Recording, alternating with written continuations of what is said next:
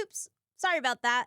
Normally, you'd be listening to Arizona Edition right now, but today, Educating Yuma's taking over with a special report. Hi, I'm Cisco Stargazer, Education Solutions Reporter for KAWC. Our program, Educating Yuma, takes a closer look at the schools, people, and issues shaping Yuma's future. And today's episode is an extra special one. With funding from the Arizona Local News Foundation and Report for America, 13 Arizona newsrooms collaborated to cover two important topics in education: teacher retention and Arizona's school voucher program. Here at KAWC, we've taken on vouchers. Today, you'll hear from parents. I said, if we're going to do the homeschooling thing, we're going to do it right, and I will do whatever it takes. And public schools. You're putting $1 billion into this program, but we're not interested in seeing what the return on that investment is. All this and more on the latest Educating Yuma. When AJ's family was getting ready to enroll him in preschool, their first choice was a private school, one his older sister Alexa attended and loved. But when they heard back, I got a call and I was told, sorry, we can't accommodate your student. I tucked my tail between my legs and I cried because it was so upsetting to me, right? You're just sorry. as his mother Alexis Liggett just told you, the school couldn't accommodate him. She explained AJ's medically complex and has profound disabilities.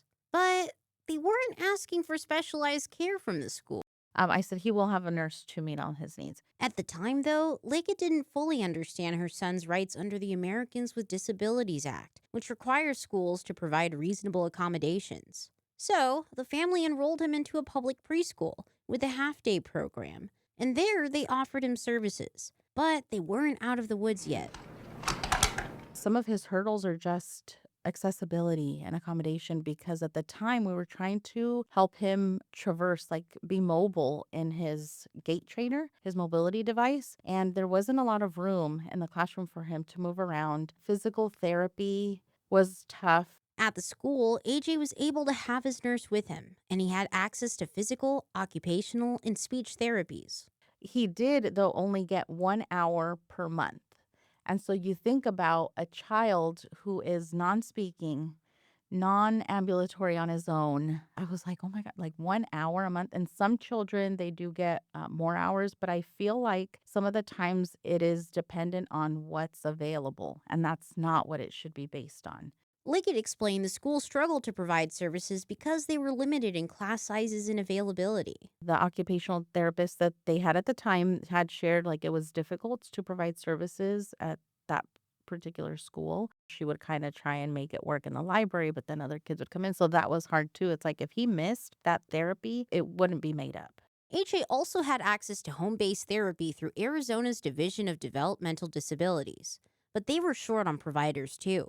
If AJ was in school at the only time a provider was available, he'd miss out on that therapy. That prompted some serious considerations for his family. I don't want 18 years to go by or the 15 years of school and then end up with an adult child who I don't really know what their strengths are. And so I said, it kind of seems like I either do the work right now, like the hard work and get in there right now to help him become as independent as possible, or I'm going to have to figure things out when he's 18 and he gets graduated. So Liggett decided to homeschool her children and became an Empowerment Scholarship Account parent. In 2011, Arizona developed Empowerment Scholarship Accounts, or ESAs, for children like AJ. The idea was that sometimes, despite a school's best efforts, students with disabilities might not get their needs met through the public school system. ESAs are often described as school vouchers, though they work differently from a traditional voucher program. Families receive state education funds in an account they can use for approved expenses, like private school tuition, tutoring, curriculum, and therapies. Slowly over time, lawmakers expanded eligibility to more groups, including military families, like Tanya Wright's. Wright's husband was active duty Army when she first looked into the program, but her family didn't meet all of the eligibility rules at the time, so she moved on. Then, in 2022, Arizona lawmakers made ESAs universal. I said, oh, so you mean that everyone and anyone in Arizona can apply? And they said yes. So I started to look into it, but I was a little leery because, as you know, anything new comes up and you have both sides. Like, oh, this is so great. This is so good. We support it. And then there's the other side. Oh, it's government overreach and we don't want them telling us how to homeschool our children or educate our children. And so I kind of let it lie. But up to that point, Wright was working hard running her own business to be able to afford homeschooling her children.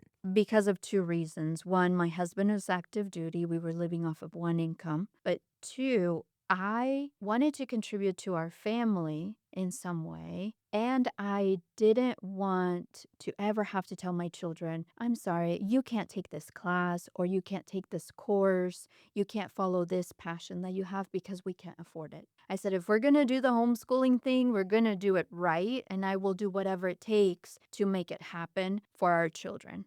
When Wright took the universal ESA, however, it took a weight off her shoulders. And while homeschooling already offered flexibility, the ESA expanded her family's options. You can do piano lessons with the parent that knows piano. You can go to your church and have the worship leader teach them. You can do a group class. You can just ask a neighbor or a parent to do it, or you can pay for lessons. That is obviously more expensive. And so there's a huge range of choices that you have, which is a beautiful thing where it makes homeschooling affordable for anyone.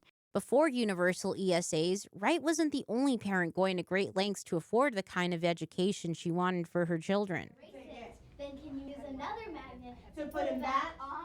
Brittany Ibarra, an ESA parent and vice principal at Southwestern Christian School, shared that she had fewer options before moving to Arizona. When I was in California, I wanted my children to be at a private school, and I worked at a private school to get the tuition discount that they offered to send my children there. And so when I moved to Arizona, I was a little worried, and then I heard about school choice. School choice is especially expansive in Arizona, where families already had access to charter schools, private school tax credit scholarships, and open enrollment between district schools. When lawmakers made ESA eligibility universal in 2022, the state became the first in the country to do so. That's one reason some advocates consider Arizona the nation's leader in school choice. Matt Byenberg is Director of Education Policy at the Goldwater Institute, which has long supported ESAs. Proponents like him say universal expansion has made alternatives to public school more financially accessible. Right, this isn't a program that is reducing access to kids and saying you have to go to a worse program, some kind of second-rate program. No, it's literally saying we're going to now offer you an additional choice. We're going to remove the financial barrier that is potentially keeping you in a public school. And once that happened, again, we saw these families take that up. But removing a financial barrier doesn't necessarily mean families have a lot of available alternatives to choose from. In Yuma and La Paz counties, that becomes especially clear when you look at private schools.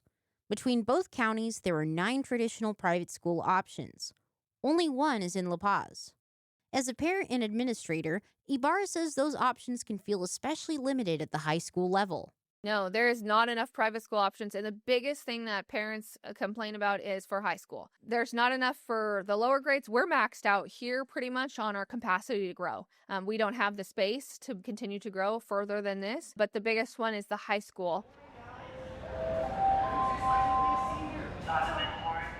Currently, Yuma Catholic High School is the only private option for a traditional, full-scale high school experience in Yuma. All of the other smaller options don't have that. Their classes are, 6 kids per grade. You don't get the high school experience that you want, and that's what I wanted. My children play football and sports, and so they wanted to go to a school where they can play football and still be in a small class setting. And as well, they have, where you can graduate with your associate's degree. And that shortage of options comes up a lot among local churches. Over the years, all of the churches have kind of talked about, you open a high school, you open a high school, you open a high school. It's a lot more work than just let's do it. And so getting somebody to step in, it would really need to be a huge undertaking. But we do. We need more options. Since universal ESA expansion, Yuma's seen some growth in micro schools and other non-traditional school options. For families like the Liggetts who qualified under the program before it became universal, Expansion has also meant more vendors and services to choose from. But Yuma hasn't seen new private school construction projects.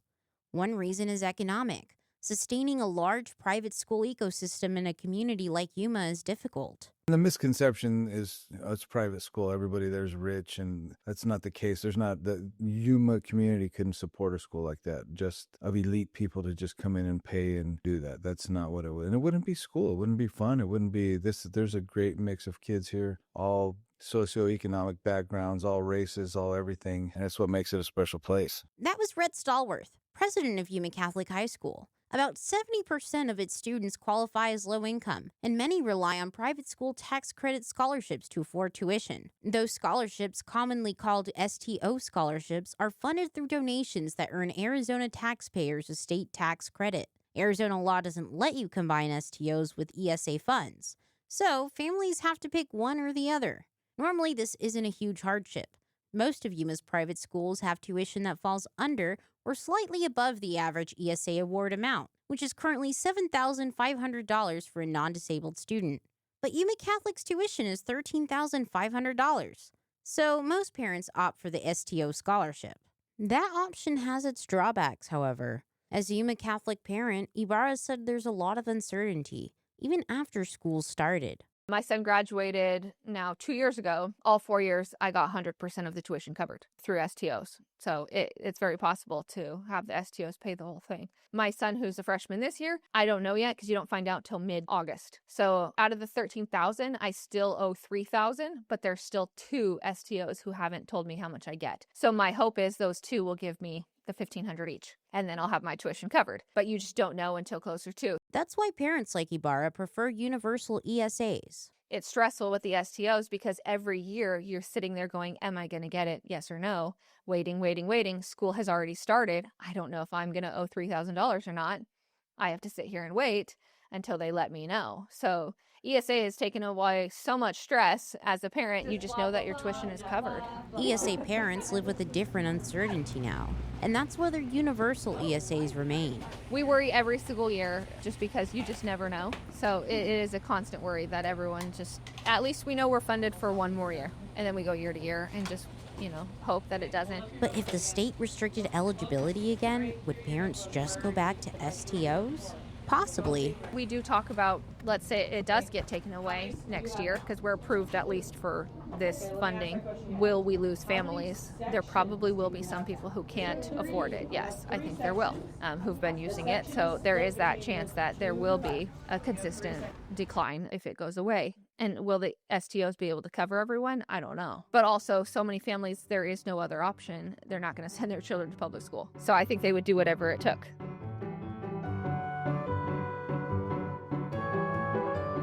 You're listening to Educating Yuma's Takeover of Arizona edition. So far, we've learned about Arizona's ESA program, why families use it, and some of the limits Yuma faces in school choice. Right now, we're going to take a quick break, but stay tuned to learn more about school choice in Yuma and why so much debate over ESAs persists. Funding for Arizona Edition comes from listeners just like you. Your continued support allows us to bring you insightful conversations about issues and events impacting our community. Thanks to you, we are able to highlight the people and voices of Yuma and La Paz counties and encourage civil conversations around water, agriculture, healthcare, education, and much more. Please continue to tune in to Arizona Edition, and thank you for helping us keep our community informed.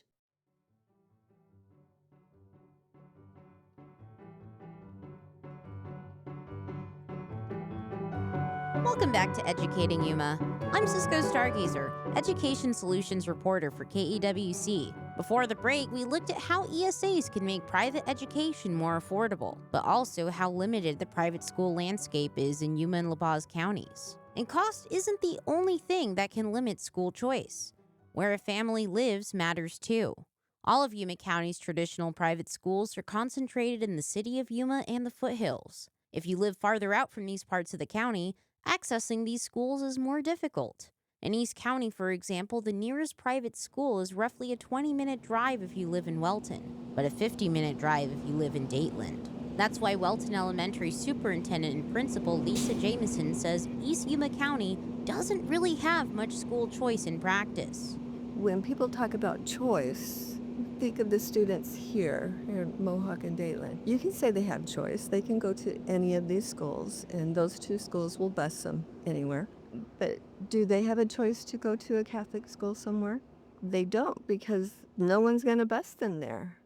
Choice shouldn't be for only those who can afford it. Retired Yuma School District 1 Superintendent Jamie Sheldall also argues that lower income students are disproportionately concentrated in public schools. So where do we have a concentration of students from significant poverty?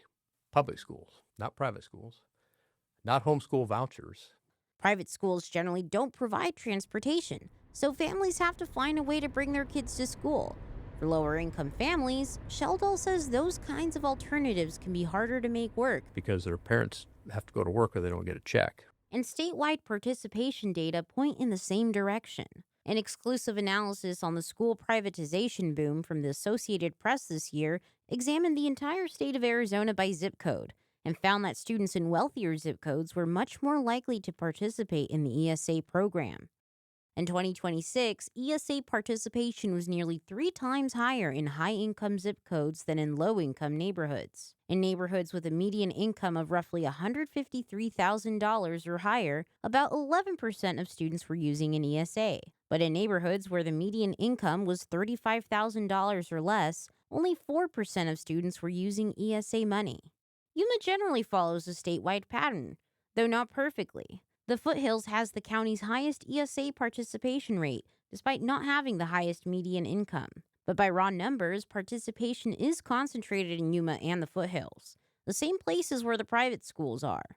Farther out, the numbers fall sharply. Tacna had no ESA participants this year, while Dayton had 1 and Roll had 10.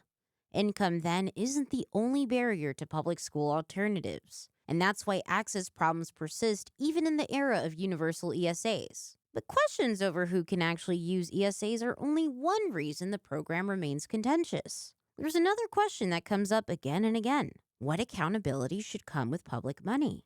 Most folks agree there's room for improvement. Even some of the program supporters will say as much. At Yuma's last legislative town hall in September, State Representative Nick Cuppers said he thinks there is an appropriate oversight. To an extent, depending on what you're looking at, it is in the eye of the beholder, right? What fraud, waste, or abuse is. But I think all of us, regardless of the aisle here, we agree that there is some, and it's something that we need to get on top of. ESA is not going to go away.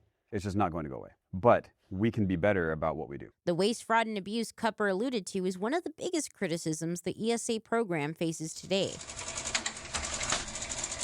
Past reporting from 12 News in Phoenix found that about 20% of ESA account holders had made at least one unallowable purchase. That doesn't mean all of those purchases were intentional fraud. The figure simply measures accounts with at least one disallowed expense. The Arizona Department of Education has reported a much smaller figure when measuring dollars instead of accounts. In a random sample, 1.9% of ESA spending went toward unallowed expenses, while 0.3% was classified as fraudulent or egregious. But even though they're a small fraction of total spending, the egregious examples are memorable. 12 News found purchases for lingerie, diamond rings, and luxury hotel stays, among other things. Matt Byenberg, Director of Education Policy for the Goldwater Institute, says that doesn't mean the program has no controls, however. Every single purchase made by an ESA family has to be documented. They have to document not only the item, but also the amount. So that means every time that they are making a purchase online or submitting a reimbursement, they have to submit receipts. And if you ever end up talking to ESA parents, this is an entire process. They have to go and essentially upload documentation for every single purchase that they make. Families can also be audited. Brittany Ibarra, an ESA parent and vice principal at Southwestern Christian School, says there are consequences for misspending. Even if they approved something, they could take it back at any point and you would owe them money and they will shut your account down until you pay it back. Families also have access to a parent handbook that offers details on allowed purchases. But in practice, there's still confusion, as ESA parent Tanya Wright has noticed. We have a lot of Facebook groups for ESA parents and a constant, can I order something like this? And they post a picture. Can I order something like this? Is this allowed? Is this not allowed? And, things like that. That's inspired her own suggestions for accountability improvements. It would also help to be clear in the handbook on what is allowed, what is not allowed, and have a more user-friendly platform where if parents are trying to find that stuff out, they can easily get that information so they're not guessing. Clearer rules around spending are one kind of accountability, but there's another question that's harder to answer. How do taxpayers know whether students using ESA money are actually learning? Public school districts are evaluated on academic performance and other measures. Crane Elementary School District Superintendent Dale Ponder says lawmakers often use those results to criticize public schools, while asking much less about outcomes for ESA funded education. You hear a lot of the legislators even standing up and saying that, we continue to put more and more, in their words, more and more dollars into public education, and we're not seeing the output in the proficiency going up. We still only have, again, their words, 30% of our population can read and do math. And so we are putting more money in and we're not seeing that investment. But also remaining blind to what's happening in this other educational environment and saying we're putting $1 billion into this program, but we're not interested in seeing what the return on that investment is, where at least within the school districts, are we where we want to be? Absolutely not. Are there more things that we need to do? Yes, and we continue to work through that. Ponder's argument isn't that public schools are performing perfectly, it's that the results are measured and scrutinized. While he says ESA funded education isn't subject to comparable academic accountability. Retired Yuma School District 1 Superintendent Jamie Sheldall makes the same point more bluntly. I used to have a principal, and he also taught some graduate classes. He'd always say, if you drink from the public trough, then you have to be willing to face public scrutiny. Well, we've got a system right now where private schools and homeschool voucher recipients are drinking from the public trough without any kind of public scrutiny because they don't have to report any results. Support for at least some academic accountability isn't limited to public school officials. Ibarra said she personally wouldn't object to standardized testing. I personally don't see a problem with just a general state standardized test that every student should take just to see where they're at. Like, just for parent purposes, I have no problem with that. But she also sees why other families might. Many homeschoolers are homeschooling because they don't want the government overreach. And if you're requiring them to do standardized testing, some may feel that it's a little bit of an overreach. And that gets at one of the central tensions in the ESA debate. The flexibility that attracts families to the program comes partly from operating outside many of the rules that govern public schools. So when lawmakers add accountability requirements, supporters can disagree over where reasonable oversight ends and government control begins. Byenberg, for example, questions whether simply applying the public school accountability system to ESA students is the answer. For all of the complaints about, hey, there's not enough accountability in the ESA program, the question is sort of, what is it that you're proposing to bring?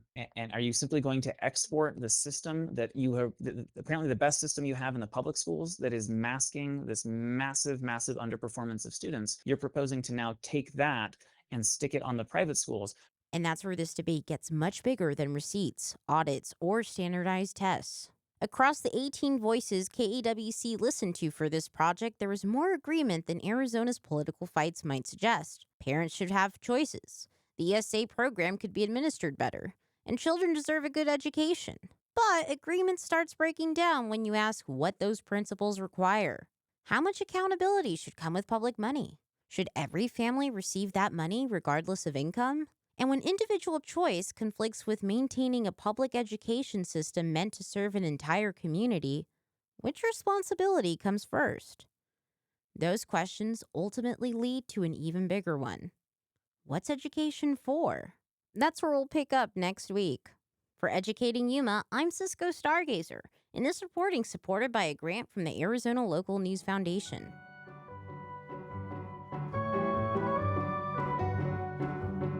Educating Yuma is a production of KAWC Colorado River Public Media and supported by a grant from the Arizona Local News Foundation.